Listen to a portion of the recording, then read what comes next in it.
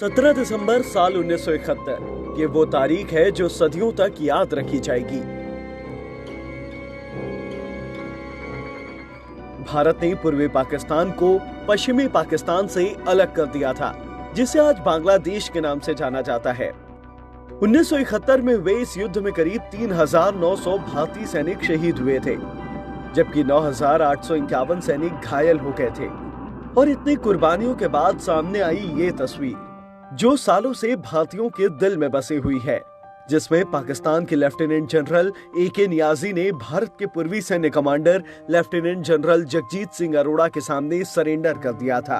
भारत और पाकिस्तान के बीच हुई इस युद्ध की पृष्ठभूमि साल 1970 के दिसंबर महीने से ही बनने लगी थी। पाकिस्तान को युद्ध में झोंकने के पीछे सैनिक तानाशाह याहिया खान का बड़ा हाथ था। उन्होंने उसी साल 25 मार्च से ही पाकिस्तान की जन भावनाओं को कुचलने का आदेश दिया था। शेख मुजीब गिरफ्तार कर लिए गए थे।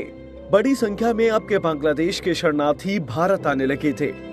हालात ऐसे बनने लगे कि भारत को सेना के जरिए हस्तक्षेप करना पड़ सकता था।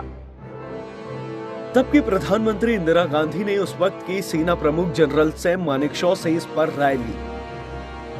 इसके बाद 3 दिसंबर को पाकिस्तानी वायुसेना ने भारत में बम गिराने शुरू कर दिए। भारतीय सेना बांग्लादेश के अंदर घुसते ही चली गई। 14 दिसंबर को सेना को गुप्त सूचना मिली कि ढाका के गवर्नमेंट हाउस में एक इम्पोर्टेंट मीटिंग होने वाली है। इंडियन एयरफोर्स ने इस मीटिंग से पहले ही गवर्नमेंट हाउस के मेन हॉल की छत ही उड़ा दी। बांग्लादेश की आजादी के लिए लड़ाई जीतने में इंडियन आर्मी को 13 दिन लगे। 13वें दिन ही सैम मानेकशॉ का जनरल जैकब को मैसेज आ गया कि सरेंडर की तैयारी के लिए आप तुरंत जनरल अरोड़ा के साथ ढाका पहुंचे। जब वो एयरपोर्ट से उतरकर पाकिस्तानी सेना के सरेंडर के लिए रेसकोर्स मैदान की ओर जा रहे थे, तब बांग्लादेश की जनता जय जयकार कर रही थी।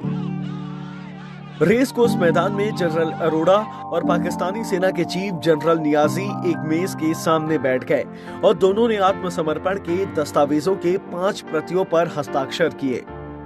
जैसे ही ये खबर इंदिरा गांधी को मिली, उन्होंने फौरन ही जाकर संसद में इसकी घोषणा कर दी।